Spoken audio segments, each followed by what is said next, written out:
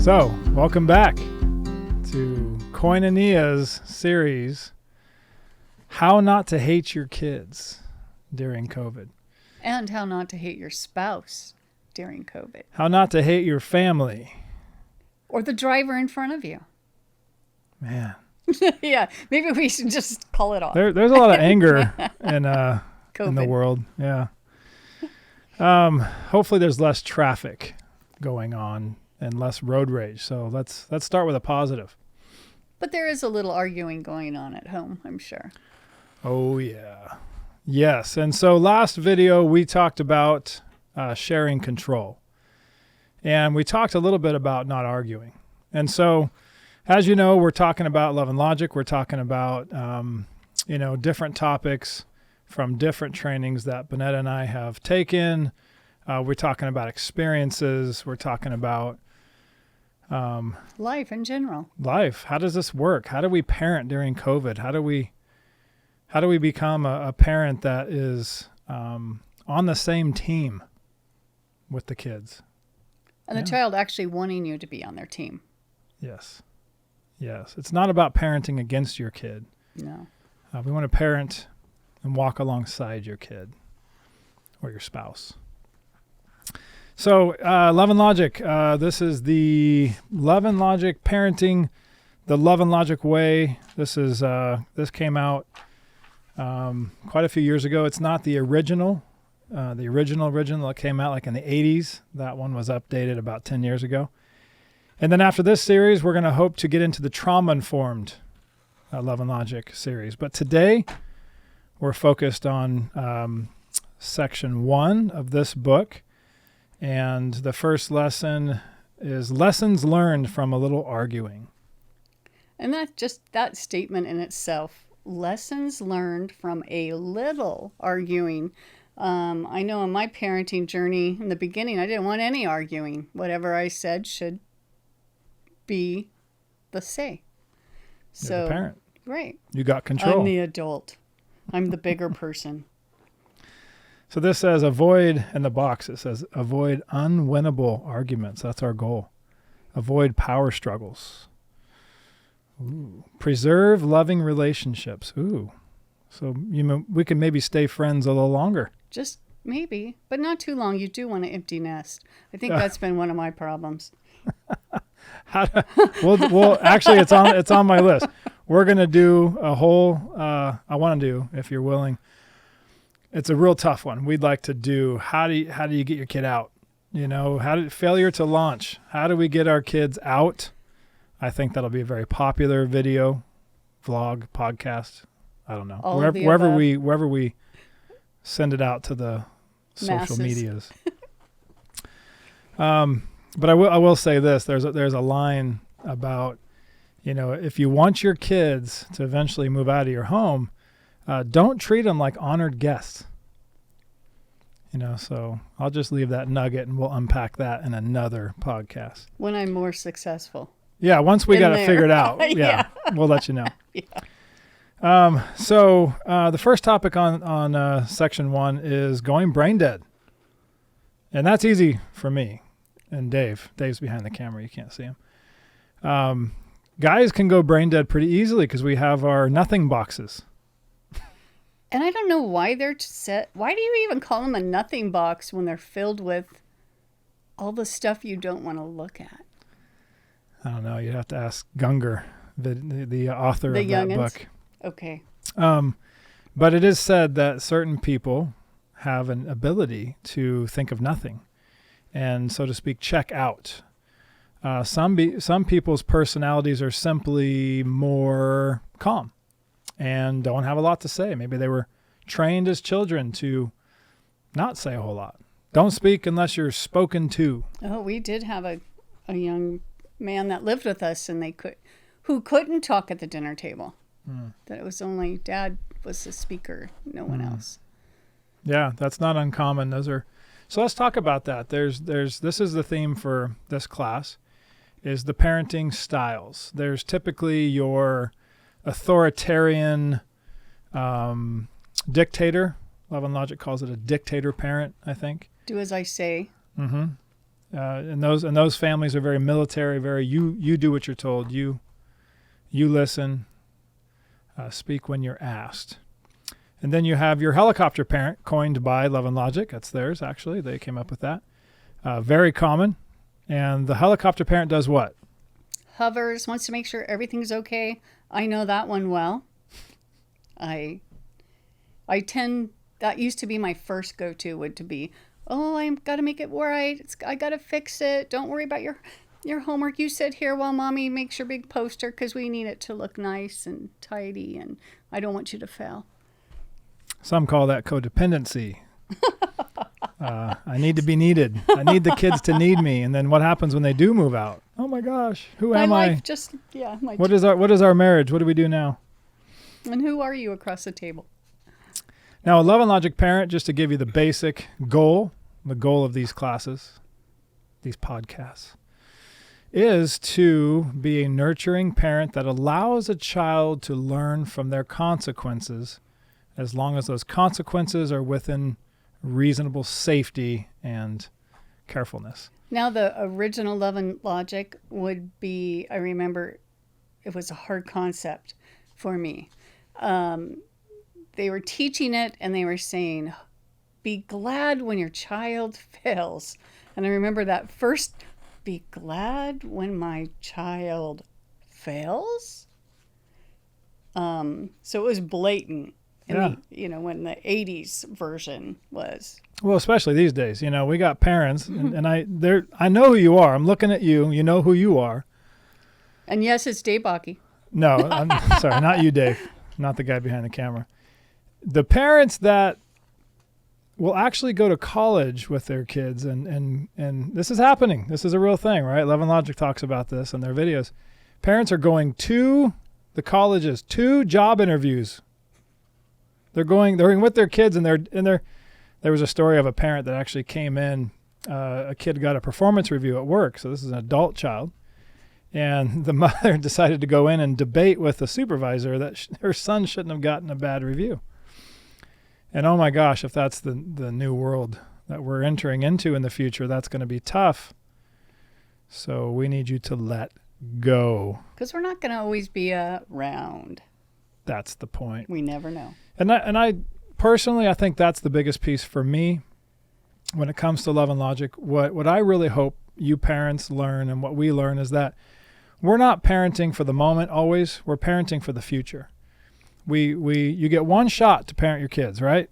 You got the rest of your life to save money, make money, do all this stuff, travel. You got one shot to raise your kids. And I always say this, if you don't do it, well, you'll be raising your grandkids too. So if you want to raise your grandkids, hey, go ahead and spoil your kids. But the goal is that a child can make decisions on their own someday. Absolutely. Without you there. And even today, if even the toddler, I can be somewhere else and my toddler, let's say my grandson, he could choose what color socks he wants to wear. I don't care. They don't need to match the shorts or the pants. He has a right to choose. Yeah. And we talked the last video about sharing control, giving up control to get control back. Right. And so that's another theme of the Love and Logic course. The brain dead step really has to do with, you can't have an argument if you ain't talking. And I always mess with my kids, and they'll want to argue, and I'll say, I just don't understand why, cats don't wear underwear, or something completely ridiculous. My kid's like, what are you talking about? I'm like, I don't know. Why is it raining when it's not raining? It just completely make no sense, because I'm just not interested in arguing, right?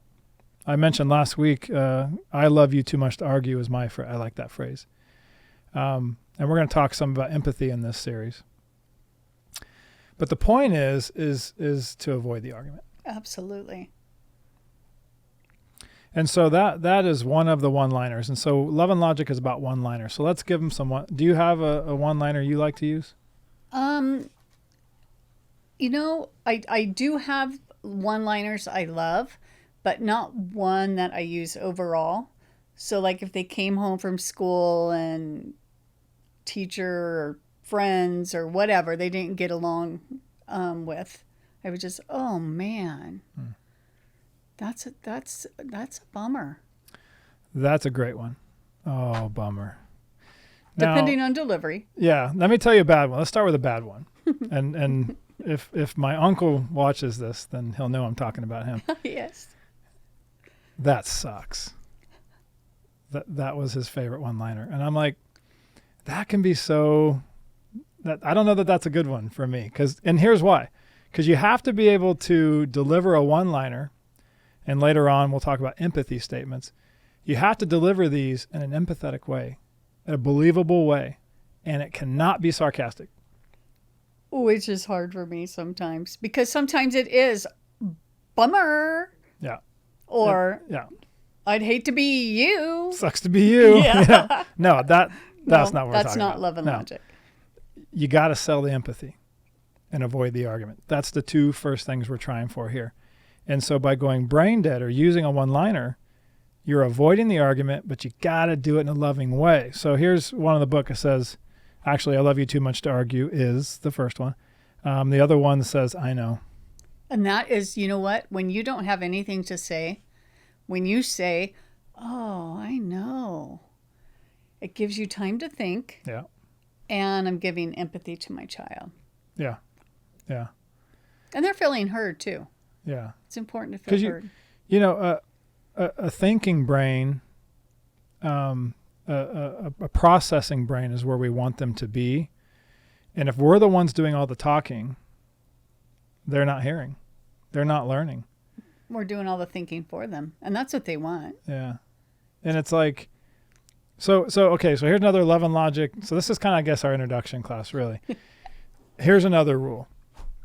You got to keep kids calm and thinking, because if they're in fight or flight, they're not listening. Okay, I'm going to rephrase that, because we're giving everyone choices. Mm-hmm. So it's a choice for them to learn, you know, that our parents are learning to use it too. No rules, just if you're going to learn this way, then you're going to choose to learn this way, right? Mm-hmm. I'm just kind of bugging Bill. Well, there's a history. I was their social worker for many years. Forever. And now Dave and Bonetta work for us. I think Dave's on the other video that's going to come out before this one. Are you on there? He is on one. I made him sit. So you're gonna be YouTube famous here shortly, and everybody's gonna know who this Dave guy is. The button pusher, as I like to call him. That's pretty funny. And he loves me too much to argue about that. He does. Dave's really good. He's a very good love and logic parent. He doesn't argue much. No, that's good for you. I used to be an arguer, a lecturer. But the reality is kids don't listen. My grandma used to say, more is caught than taught. So the children are watching you, you know, and this is the old simple do as I say, not as I do. But it's true. Because if you're going to go out and you're going to say, hey, you go do something positive and you don't argue, but I'm going to argue, you know.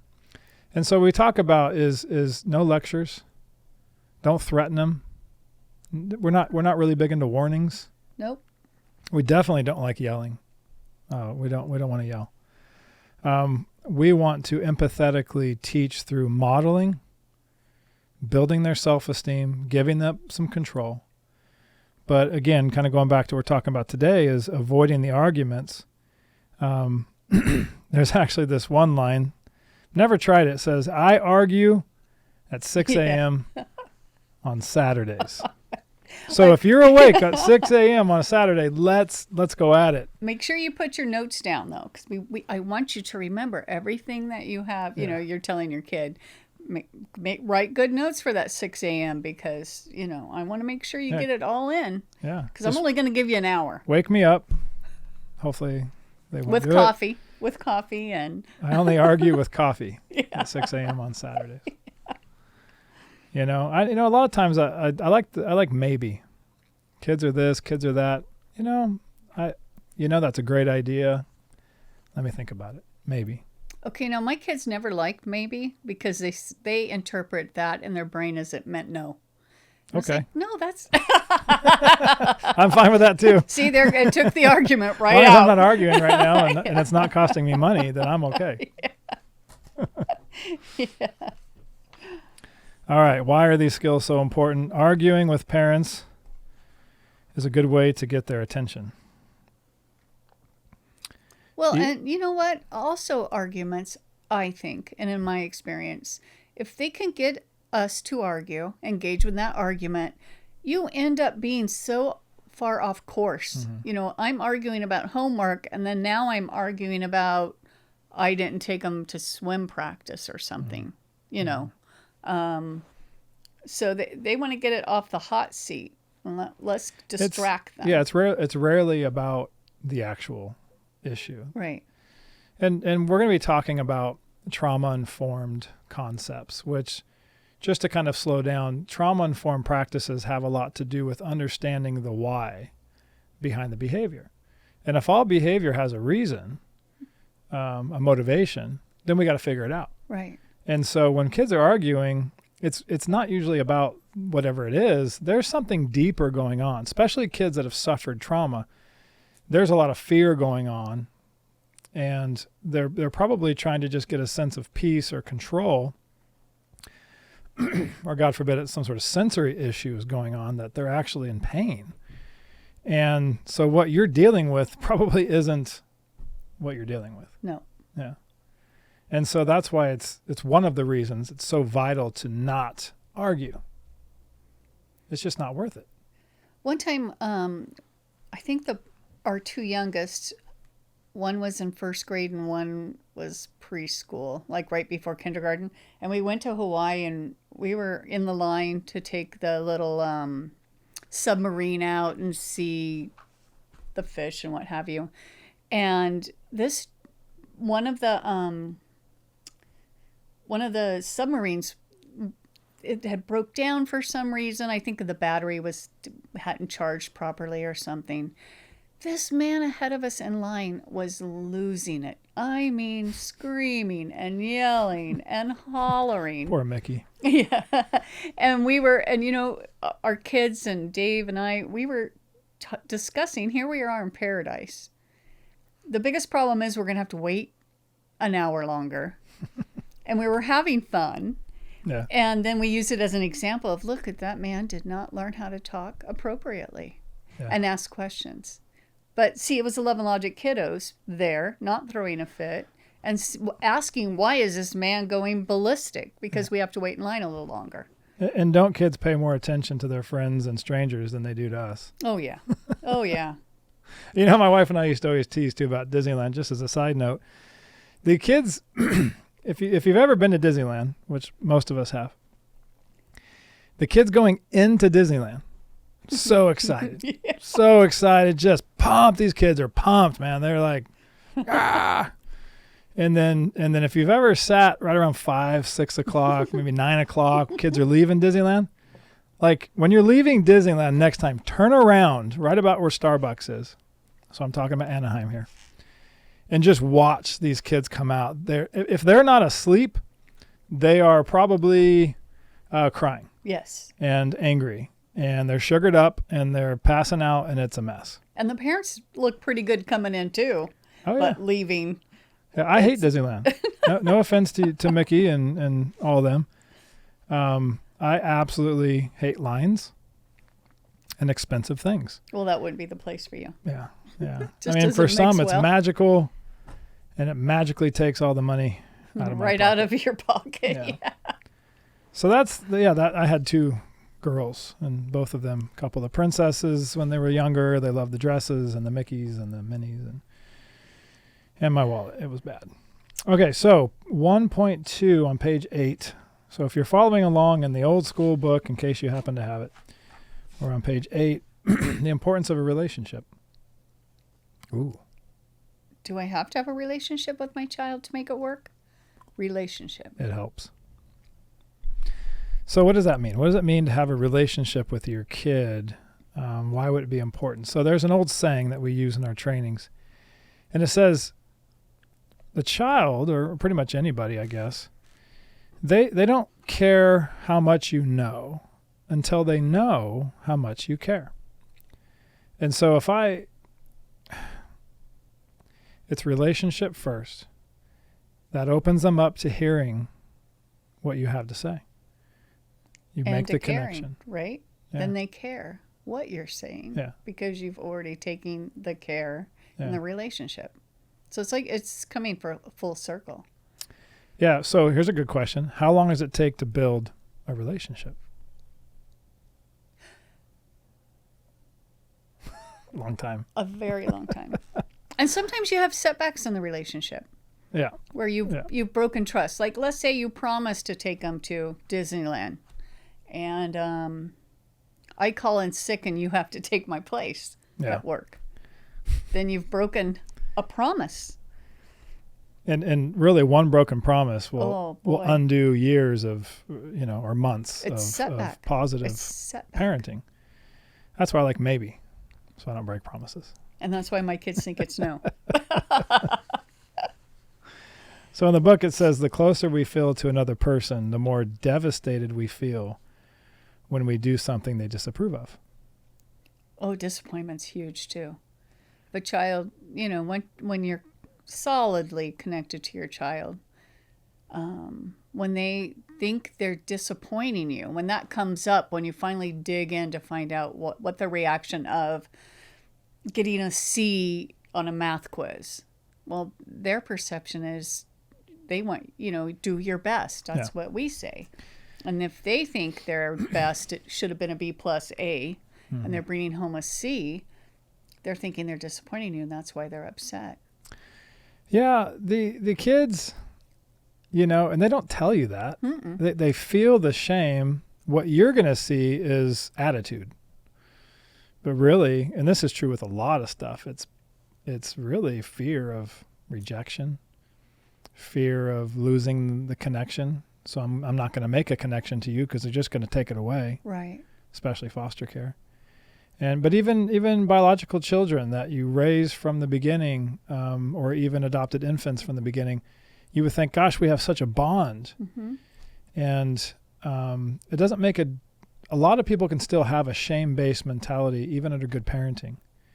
So regardless of why a child comes from that perspective, the goal is to identify it and recognize it and realize that if you want them to learn, you're going to have to come with structure, right? But in a loving way. It's got to start with the positive strokes. In fact, really good parenting, you're building on positives. So let's just throw that out there. Mm-hmm. That's I think that's a TBRI term. Build on the positive. And a lot of even with Love and Logic, they teach a lot of yeses.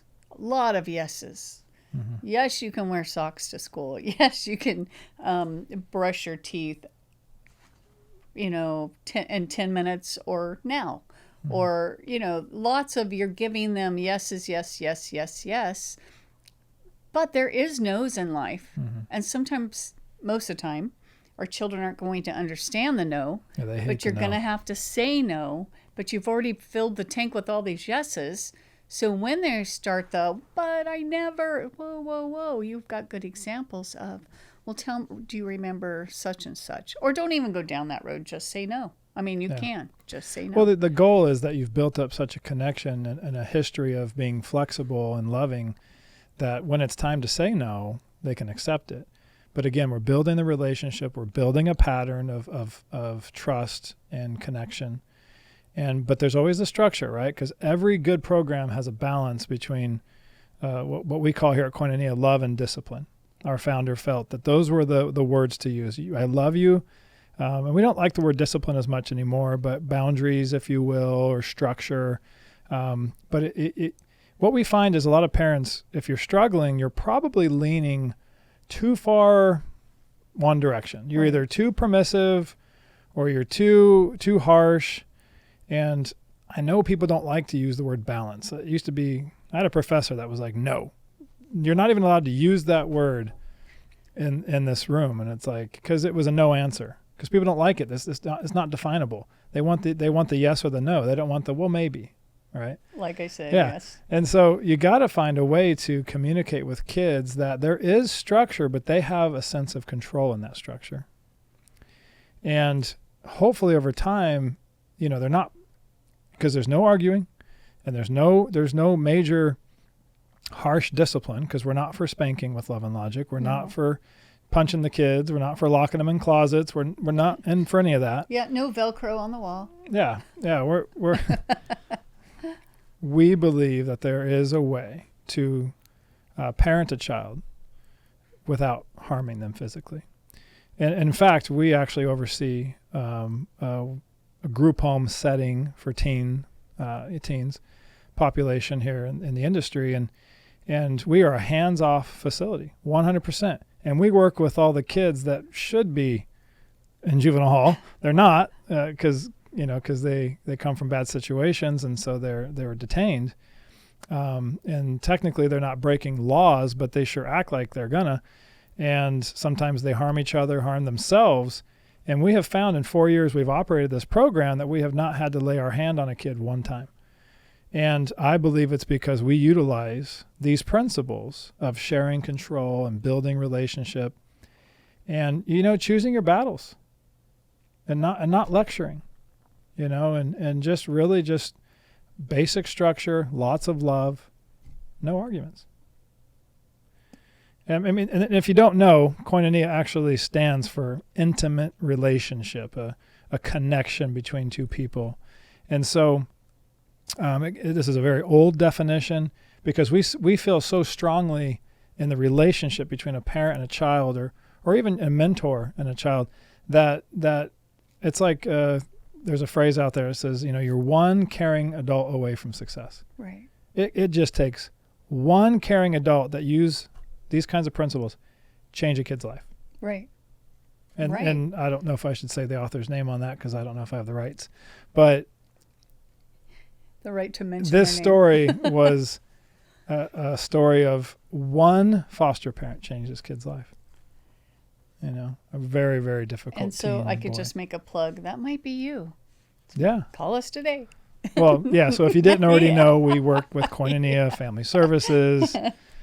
And just let me stop too, if you haven't already, go on YouTube, like us, or subscribe to us, whatever it takes to stay connected. And then we have a website, www.kfh.org. We have offices throughout the state of California, and we always need more foster parents with these skills. Always. And what's cool is you get all this training free when you're a foster parent. Well, it's free right now because it's on YouTube, but you get a lot more when you're approved with us. And so part of this in this section, as we're wrapping up, is a discussion of really building up their self-esteem, because you want to look for opportunities to say nice things about them. Right. Since I alluded to the example of bringing home a C, and the child feeling maybe that wasn't good enough for my expectation, I'm for celebrating those D's. If it started an F. I was going to say that. I was going to say right. I It was don't an want A. an A student Yeah. to dive, take a good nosedive. job. But, that child who's struggling to get papers turned in, just turning the getting it stinking homework in. And isn't that so annoying? How many foster kids or even children in general, period. They do their homework because you make them, and then they don't turn in. Yeah. Like what? Like that makes no sense. You did all the work. You don't want the credit. But I heard from a therapist once. They said many kids don't have an attachment to the future. They don't yet care about the future. They're so stuck in the moment. Wow. They're so hurting. They're so lost. And the only reason they did the homework is because you told them to in the moment. But they're not thinking about tomorrow's moment. They're trying to survive this moment. And most of what's going on is in their head, and you don't actually know what they're going through. Although A lot of times because they can't verbalize it. But think now of COVID and these little people going to schools, face coverings and washing their hands when they go in, washing their hands when they go out, and temperature taking. So that's trauma. Yes. We're having a society traumatic event. Aren't we all feeling a little bit on edge? I am. Yeah. So how do we neutralize us? We go home to our haven, right? Self-care. Got to find a way. Okay, so what is that? What is that? That's another self-care topic. thing? I know, but We're going to have to dive into that one. you're going to, because I golf. just learned. I've golfed more. I Okay, suck at golf golf. is- Ask Dave. But I have golfed more since COVID than I have my whole life. I know they have. Well, I wasn't going to throw They Dave under have. the bus. But yeah, we have snuck out and golfed more than we should have because it's one of the only things you could do during COVID once they slowly opened up. But that's a good example of self-care. I was just listening to somebody else's podcast, and they were teaching on self-care, and it's like I was thinking, if I got my nails done, that's self-care, or a pedicure, and they're saying no, Can't do that. that's not even self-care. Self-care is more of getting outdoors, breathing, taking space, taking time, just to pause. Yeah. And I don't know, maybe you don't pause enough playing golf. I kind of hear you do, but I don't know. Yeah. I'm Well, thinking actually, of self-care. I often get more angry when I get back. It's kind that's of a not good. double-edged sword That's because not I'm not very good. good. But I do agree, that we have to, and I do want to take more time to unpack that because that is a super important, because really what it does, we're going into secondary trauma, a conversation about, especially people who help people, you take on their trauma. So I'll give you a little nugget. When he says nugget, that means you write it down. Yeah, write it down. It's a freebie. Yeah, or just hit rewind and Listen is to that it twice. Is it rewind now? I don't think it's rewind.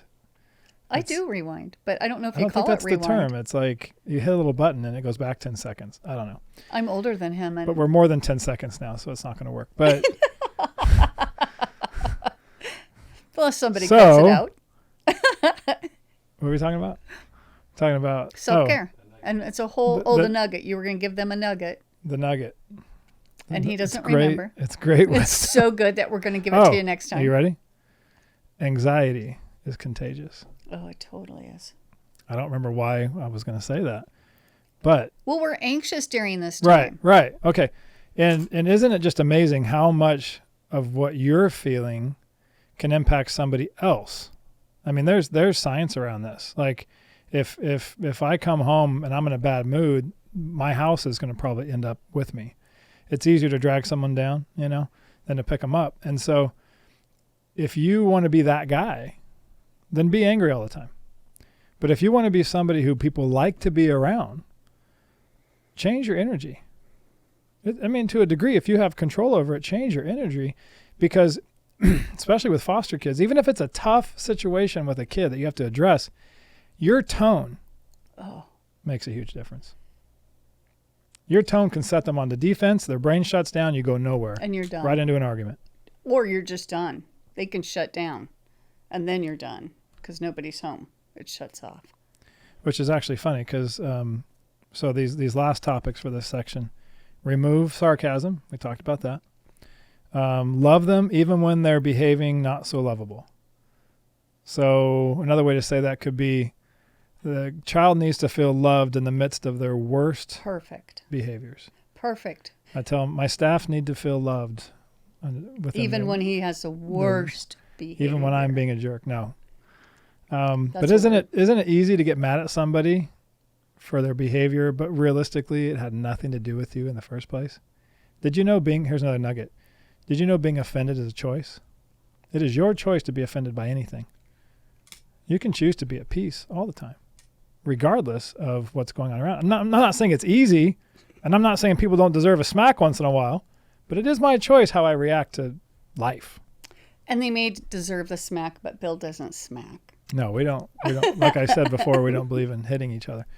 But when you're looking at a kid who seemingly is doing this purposeful. Well, that's a good statement, because there's a lot of times, right, as parents, even though you and I both teach this stuff, there's times when we're thinking, or at least I am, that stinker, he knows how to get me. Or we say it. Ask my kids. And they do know how to get us. Sometimes I yell. Sometimes I argue. It just happens, And our tone, you said that earlier. I wanted to go back to that.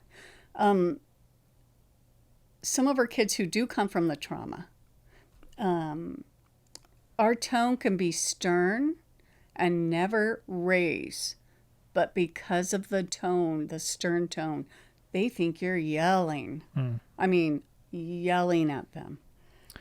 Sometimes it's better just not talk at all. Or just to go ahead and yell. No. Well, go somewhere else and yell, or do some self-care. And then that is the last step is really, and we've been talking about this whole time, which is neutralizing the arguing. Because I'm telling you, as we said in the last video, control is a hot commodity. Kids will fight you for control. You're going to want to stay in control.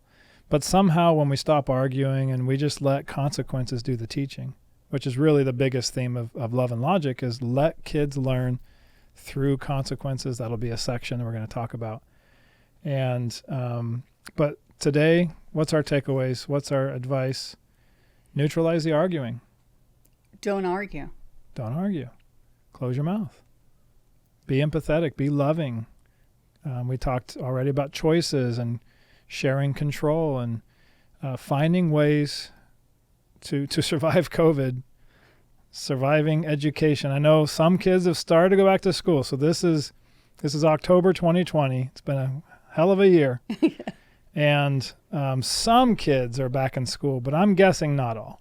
And even those that are, it's very intermittent. Right. So you're still educating your kids at home. You're a part of that team right now, more than you'd like to be. Unless you're a homeschool parent, nothing has changed.